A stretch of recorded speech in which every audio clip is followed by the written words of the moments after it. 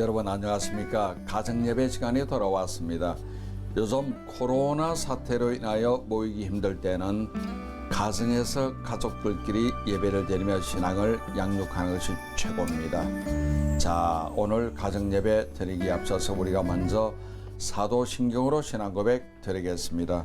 전능하사 천지를 만드신 하나님 아버지를 내가 믿사오며 교회 아들 우리 주 예수 그리스도를 믿사오니 이는 성령으로 인케 하사 동정녀 마리아에게 나시고 본디오 빌라도에게 고난을 받아사 십자가에 못 박혀 죽으시고 장사한 데 사함아 죽은 자 가운데서 살아나시며 하늘에 오르사 전능하신 하나님 우편에 앉아 계시다가 저리로서 산자와 죽은 자를 심판으로 오시리라.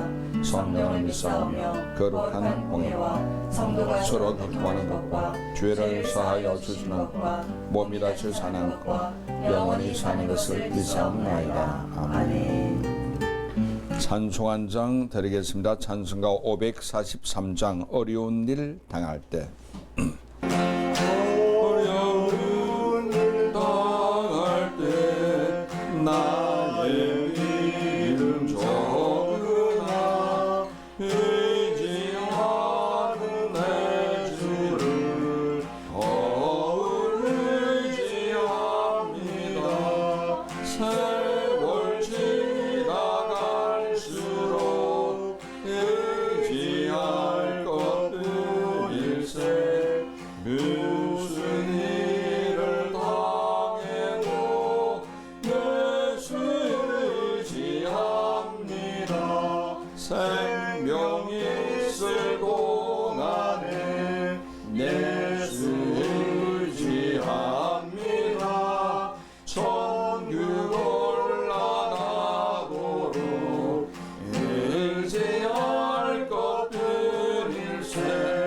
세월 지나갈수록 의지할 것뿐일세. 무슨 일을 당해도 예수 의지합니다. 열왕기상 18장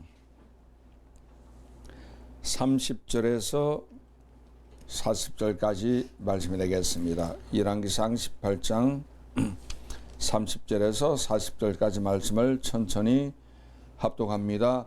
엘리야가 모든 백성을 하여 이르되 내게로 가까이 오라. 백성이 다 그에게로 가까이 가매 그가 무너진 야외의 재단을 수습하되 야곱의 아들들의 집과의 수요를 따라 엘리야가 돌 12개를 취하니 이 야곱은 이메침에 야훼의 말씀이 임하여 이르시기를 내 이름을 이스라엘이라 하라 하신 자들아. 그가 야훼 이름을 의지하여 그 돌로 제단을 쌓고 제단을 돌아가며 곡식종자 두세 알을 들만한 도랑을 또 나무를 버리고 송아지에 각을 떠서 나무 위에 놓고 이르되 동네시에 물을 세우다가 번제물과 나무 위에 부으라. 또 그리하라. 다시 그리하니 또 이르되 세 번째로 그리하라 하여 세 번째로 그리하니 물이 제단으로 두루 흐르고 도랑이로 물이 가득 찼더라. 저녁 소재 들을 때 이르러 선자 엘리야가 나아가서 말하되 아브라함과 이삭과 이스라엘의 하나님 야훼여 주께서 이스라엘 중에서 하나님을 신것과 내가 주의 성인 것과 내가 주의 말씀대로 이 모든을 행하는 것은 오늘 알게 하옵소서. 야훼여 내가 응답하옵소서. 내게 응답하옵소서. 이 백성의 주 야훼는 주는 그들의 마음을 되돌이키심을 알게 하옵소서. 이 야훼의 물이 내려서 번제물과 나무와 돌과 헐육을 태우고 또 도랑의 물을 핥은지라. 모든 백성이 보고 엎드려 말하되 야훼는 하나님이시로다. 야훼는 하나님이시로다. 엘리야가 그들에게 이르되 바알의 승자를 잡되 그들 중 하나도 도망하지 못하게 하라. 곧 잡으자. 엘리야가 그들을 기솔신으로 때리라. 거기서 죽으라. 아멘. 오늘 이 말씀을 통해서 국가적 위기에 대한 성도의 자세, 이런 제목으로 은혜를 나누겠습니다. 자, 역사의 변천 과정 속에서 하나님을 중심으로 산 시대는 하나님의 복이 임했습니다. 인간 중심으로 산 시대는 반드시 재난이 임했습니다. 홍수나 지진이나 전염병 같은 것이 번졌던 것입니다. 왜 그럴까요? 모든 주권이 하나님께 있음을 파악하지 못했기 때문에 그렇습니다. 아담의 후손인 인간은 아담의 죄로 말미암아 저주를 받았습니다. 그는 눈이 밝아져서 하나님의 손은 되기 위해서 선악과를 따먹었는데 기억해 보세요. 피조물이 아무리 잘 나와도 창조주는 못 됩니다. 선악과를 100만 개 따먹어도 피조물이 어떻게 창조물이 될 수가 있겠습니까? 결국 이러한 죄 때문에 그런 에덴에서 쫓겨나버리고 말았는데 오늘 본문도 마찬가지죠. 이스라엘 백성이 하나님을 잊어버리고 신앙이 나태해졌습니다. 우상이었던 바알과 아세라를 섬겼습니다. 그것 때문에 가뭄 나서 농사 짓지 못하게 되었고 식수도 말라버리고 말았습니다. 민심이 극도로 흉흉해졌고 도덕적인 타락 그리고 부패가 가득 차 있었습니다. 요즘에 치면은 불경기에 불황이 겹쳤다는 소리입니다. 자 보세요. 왕이 하나님을 떠나니 하나님도 왕을 버리고 나라도 저주를 내렸습니다. 왕은 종교적인 타락을 하며 선지자를 죽이고 하나님을 대적했죠. 요즘 치면은 교회 문 닫아라, 예배 드리지 말라 같은 내용입니다. 그것도 모자라서 바알과 아세라 선지자를 그들은 양성했던 거예요. 당시의 이스라엘 위기 상황은 지금의 현실과 너무나 흡사합니다. 이러한 국가적인 위기 상황 속에서 우리 그리스도인의 신앙 자세는 과연 어떠해야 되겠는가? 첫째, 기도입니다. 기도라도 적당한 기도가 아니고 생명 건 기도가 우리에게는 필요합니다. 성경에는 이스라엘 백성들의 몇 가지 위기가 나옵니다. 그때마다 목숨 건 기도가 있었기 때문에 위기를 극복한 사례도 나옵니다. 홍해 앞에 이스라엘 목숨 걸고 기도했죠. 블레셋 침략 앞에 미스바 성에 금식 기도했죠. 에스더 죽으면 죽으리라는 그 목숨 건 기도 때문에 그들은 위기를 벗어날 수가 있었습니다. 기도가 국가적인 위기를 헤쳐나가는 유일한 방법인 것을 성경은 우리에게 보여주고 있습니다. 오늘 본문 봐도 이스라엘 민족들에게 위기가 다가왔습니다. 생명 걸고 기도한 사람은 하나님의 종이었던 엘리야였죠. 그는 하나님 앞에 엎드렸고 바알 아세라 선지자들과 아합 왕의 권세 앞에서도 주눅들지 않고 하나님 말씀을 심판의 메시지를 증거했습니다. 그에게 하나님께서 함께했기 때문에 그는 담대할 수 있었던 것이죠. 850대 이런 보통 사람이 아니잖아요. 결국 그 영적 전쟁에 승리한 것도 하나님이 함께 하시기 때문입니다. 우리의 기도는 강력합니다. 그런데 알면서도 기도 안 될 때가 있잖아요. 우리의 기도가 해이해질 때는 언제일까요? 너무 어려워도 기도가 해이해지고 너무 잘 되어도 기도가 해이해질 수가 있습니다.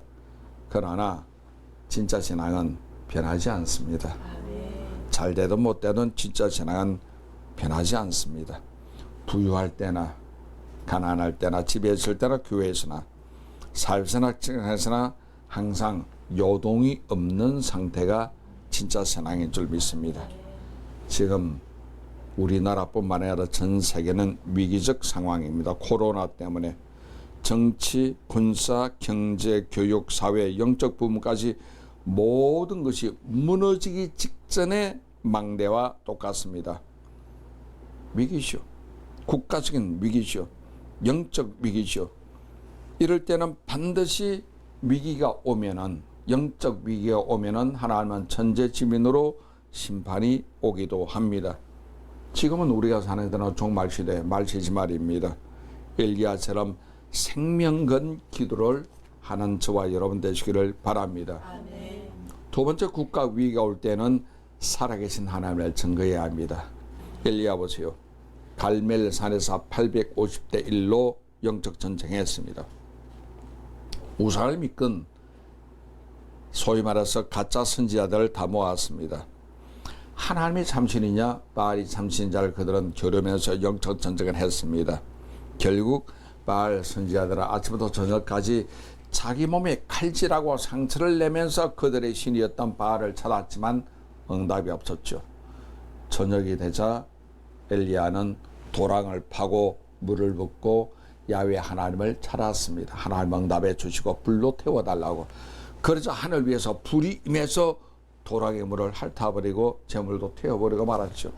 모든 백성이 깜짝 놀랐습니다. 과연 여호와 하나님만이 참신인 것을 그들은 알고 하나님을 경배했던 거예요. 엘리야는 백성들에게 명령 내려서 850명 바알 아세라 선지를 잡아다가 기존 시냇가에서 처단을 해버리고 말았죠. 자, 이 사건으로 엘리야는 모든 백성에게 살아계신 하나님을 보여줬습니다. 예수를 믿는 우리도 엘리야처럼 담대히 현장에서 살아계신 하나님을 담대히 증거하는 저와 여러분 되시기를 바랍니다. 신앙은 타협이 없습니다. 하나님은 우상을 싫어하십니다. 하나님 한 분만을 섬기고 살아가는 저와 여러분 되시기를 주님의 이름으로 축원합니다. 세 번째, 무너진 하나님의 재단을 수축해야 합니다. 국가적인 위기는 교회를 문 닫게 합니다. 교인들이 모이지 못하게 합니다. 그럼 하나님의 재단은 무너질 수밖에 없는 거예요. 이럴 때 우리가 알려는 무너진 재단을 수축하는 겁니다. 무너진 재단을 수축하기 위해 먼저 할 것이 있죠. 우상을 허물어야 합니다. 우상의 재단이 있다면 헐어야 합니다. 우리 우상은 돈이 될 수도 있고 명예가 될 수도 있고 권력이 될 수도 있고 아니면 여러 가지 문제가 될 수도 있습니다. 이 우상의 재단, 하나님보다 더 사랑하는 것이 있다면 우상이기 때문에 이것을 헐어야 합니다. 위기 속의 국가를 살리기 위한 첫째는 우상을 허물어버리고 그 다음에 하나님의 재단을 수축해야죠. 무너진 재단이 있다면 수축해서 세워야 합니다. 하나님 앞에서 재단을 찾는 것이 승리의 길이고 축복의 길이고 우리가 사는 길인 것을 기억하시기를 바랍니다. 우리가 새벽 재단도 쌓고 주일 예배 재단도 쌓고 금요철화도 쌓고 가정 재단도 쌓아가는 여러분 되시기를 바랍니다. 나 개인적이 됐든 나라 위기가 됐든 먼저 무너진 재단이 무엇인가를 점검해야 합니다. 나의 나태함인가 연약함인가 믿음이 없음인가 이걸 점검해서 하나님께 나아가는 여러분 되시기 바랍니다. 그래야 하나님이 우리 개개인을 살립니다. 나라와 민족을 살립니다.